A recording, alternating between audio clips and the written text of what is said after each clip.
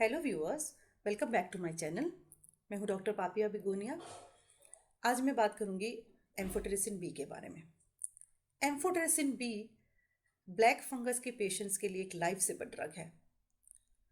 Market में amphotericin B के बहुत सारे फॉर्मुलेशंस अवेलेबल हैं और इनकी प्राइस रेंज जो है वो काफ़ी वेरी करता है। 300 रुपीज़ से लेके 7,000 8,000 रुपीज़ तक की रेंज में फॉर्मुलेशंस है। और ब्लैक फंगस के पेशेंट्स को 1 मंथ से लेके 45 डेज तक रोज़ इंजेक्शन या इन्फ्यूशन चढ़ाना पड़ता है। तो बहुत सारे लोगों में ये कन्फ्यूजन है कि महंगे इंजेक्शन में और सस्ते इंजेक्शन में क्या डिफरेंस है। प्लेन एम्फोटेरिसिन बी सस्ता आता है, लाइपोसोमल एम्फोटेरिसिन बी काफ़ी महंगा आता है। तो ये लाइपोसोमल एम्फोटेरिसिन बी में क्या खास बात है, क्यों उसको लेना चाहिए, इससे पेशेंट को क्या बेनिफिट है, आज हम इसी के बारे में बात करेंगे। सो व्यूअर्स, ये चैनल खास तौर पे मेडिकल साइंस और हेल्थ साइंस के ऊपर लेटेस्ट इन्फॉर्मेशन प्रोवाइड करने के लिए है। अगर आपको इस तरह की इन्फॉर्मेशन के साथ अपडेटेड रहना है then please subscribe this channel. Like content को लाइक करिए, शेयर करिए और बेल आइकन को ज़रूर प्रेस करिए ताकि आपको ऑन टाइम नोटिफिकेशन मिले। Now amphotericin B. Amphotericin B एक एंटीबायोटिक एंटीफंगल ड्रग है। क्यों एंटीबायोटिक है? बिकॉज इसका सोर्स एक बैक्टीरिया है, दैट इज स्टेप्टोमाइसिस नोडोसस। इस बैक्टीरिया से ये मिलता है, ये एक बायोलॉजिकल प्रोडक्ट है और एंटीबायोटिक है क्योंकि ये बैक्टीरिया से मिलता है। लेकिन इसका किलिंग इफेक्ट या उसका जो लीदल इफेक्ट है वो है ऑन फंगस। ये फंगस सेल को किल कर देता है। कैसे किल कर देता है? आप उसका मोड ऑफ एक्शन देखते हैं कि फंगस का जो सेल मेम्ब्रेन है उसमें मेजर जो फॉस्फोलिपिड होता है दैट इज अर्गोस्टेरॉल, जबकि हमारी बॉडी में जो सेल्स होते हैं उनका जो फॉस्फोलिपिड होता है दैट इज कोलेस्ट्रॉल। तो एम्फोटेरिसिन बी जो है स्पेसिफिकली फंगल सेल के अर्गोस्टेरॉल के साथ बाइंड करता है। हाई मॉलिक्यूलर वेट ड्रग है, इसका स्ट्रक्चर काफ़ी बड़ा होता है।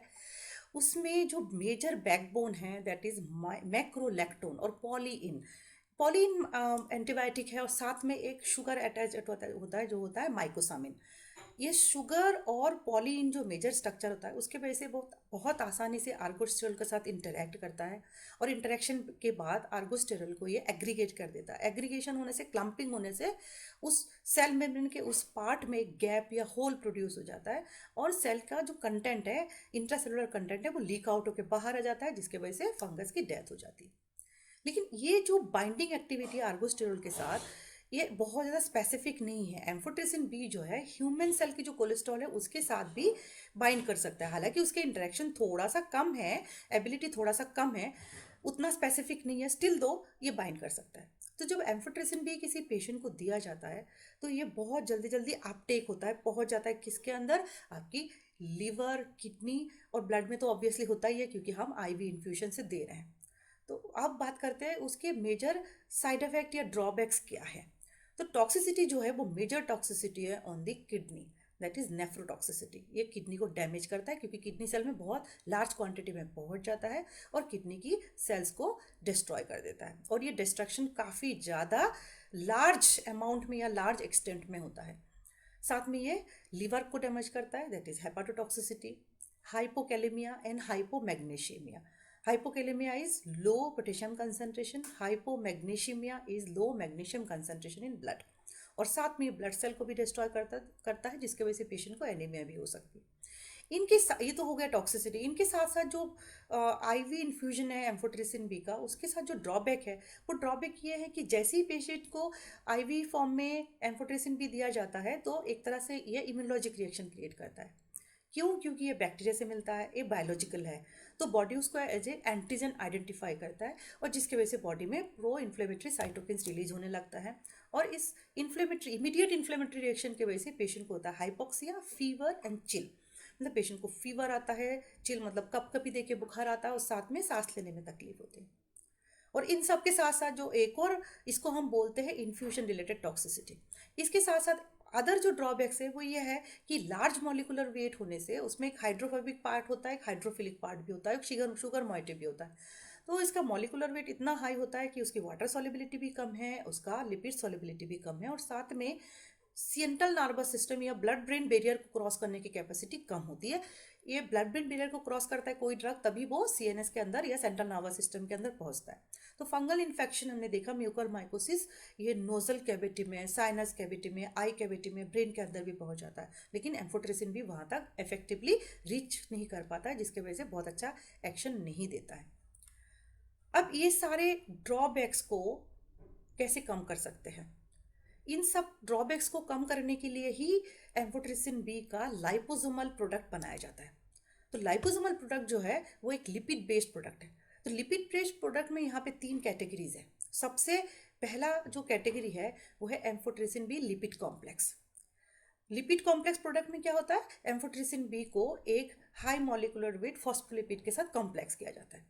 जो लिपिड कॉम्प्लेक्स है उसमें डाइमाइरिस्टल फॉस्फोलिपिड यूज होता है और उसके साथ एंट्रैप होता है, मतलब उसकी स्ट्रक्चर के अंदर ये एक तरह से एम्बीड हो जाता है, जगह जगह फिट हो जाता है। और फाइनल जो उसका फॉर्मुलेशन है उसमें जो एम्फोटेरिसिन बी का अगर हम माइक्रोस्कोपिक स्ट्रक्चर देखेंगे वो एक तरह से रिबन फॉर्म में होता है, मतलब फीते जैसा होता है, रिबन के फॉर्म में हो जाता है।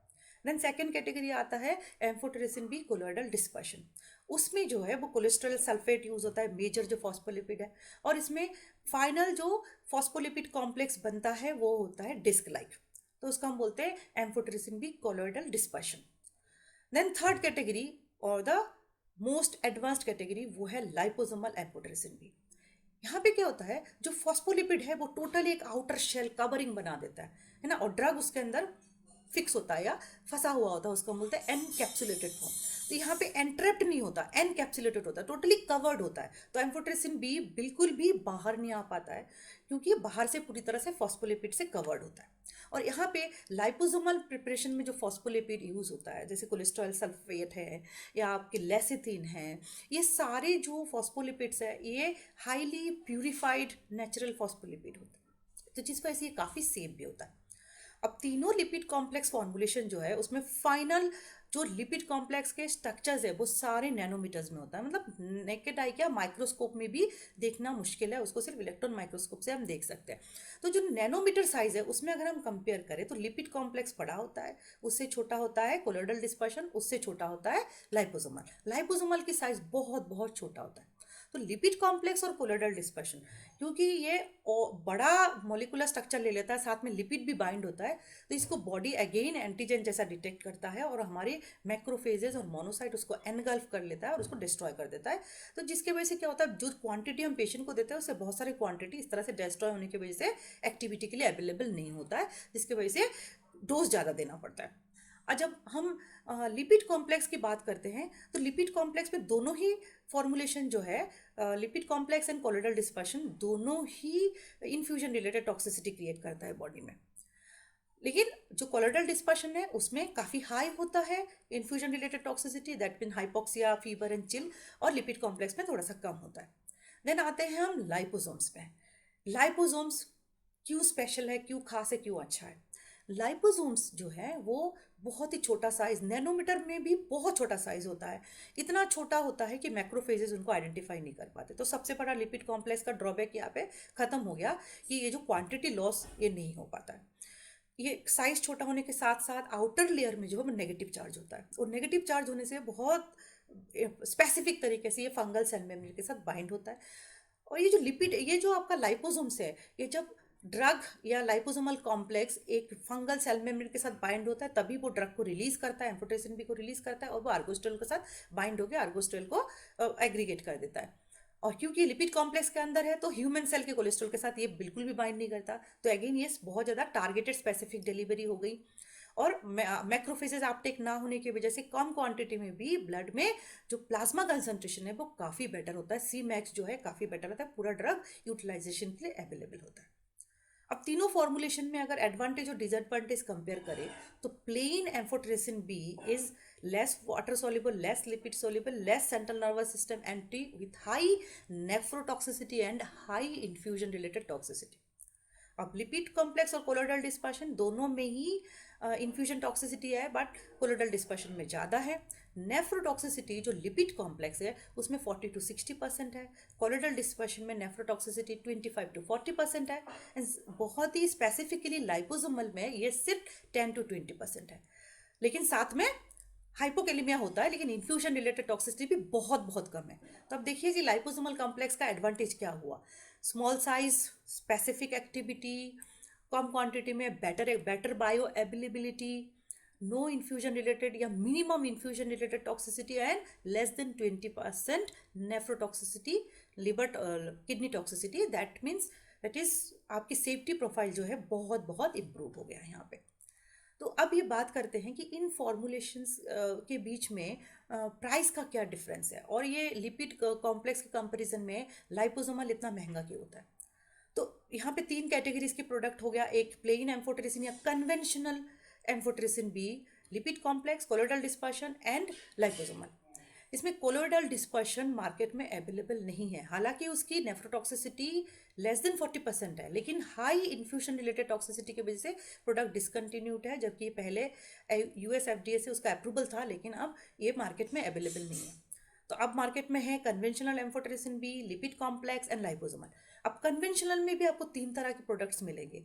एक प्रोडक्ट है that is only plain amphotericin B, that is lyophilized powder, जिसको कि जस्ट बिफोर यूज रिकॉन्स्टिट्यूट किया जाता है या सॉलिबिलाइज किया जाता है वाटर फॉर इंजेक्शन में और द इन्फ्यूजन फ्लूइड में।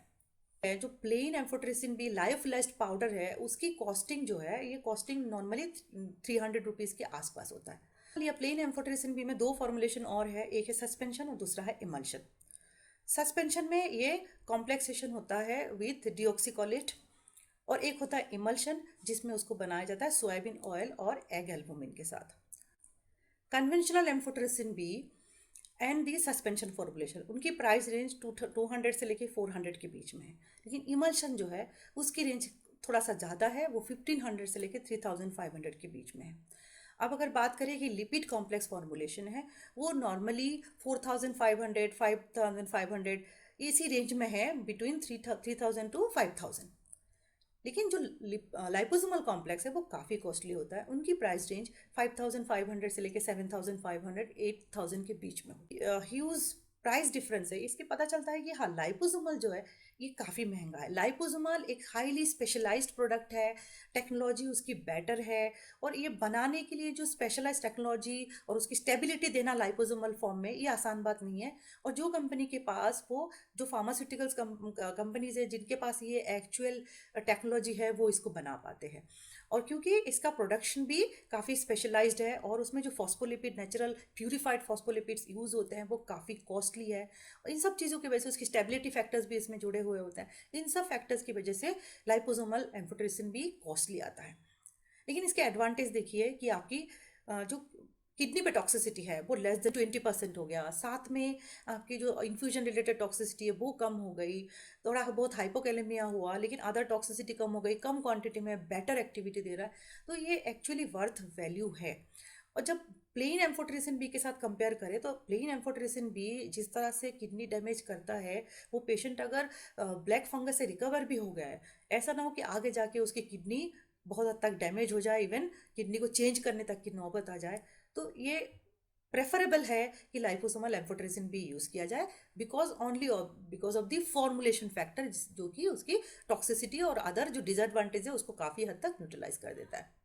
सो व्यूअर्स, अगर आपको इस चैनल का कंटेंट अच्छा लगे तो सब्सक्राइब करिए, शेयर करिए, लाइक करिए, एंड ऑल्सो बेल आइकन को प्रेस करिए, एंड मेरे साथ बने रहिए इस तरह से लेटेस्ट अपडेटेड नॉलेज के लिए on the health science and medicine. Thanks.